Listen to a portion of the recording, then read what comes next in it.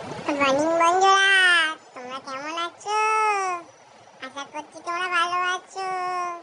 আমি চলে এসেছি আমার নতুন ব্লগে। আমি তোমাদের দেখাতে চলেছি আমার ঘরে কারা কারা থাকে, কাদের সঙ্গে আমি গল্প করি। হ্যাঁ, তোমরা কি দেখবে?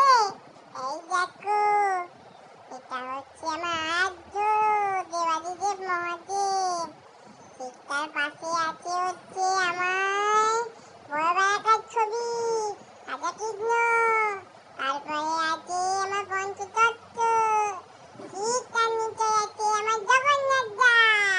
জগন্নাথ দা জগন্নাথ দার পাশে পঞ্চগোসাই। তার ঠিক পাশে আমার ছবি। তারপরে রাধারানীর ছবি। এই দেখো, আমার দাদা দুটো ভাই। মায়ের সাথে আছে হচ্ছে আমার মা তারা।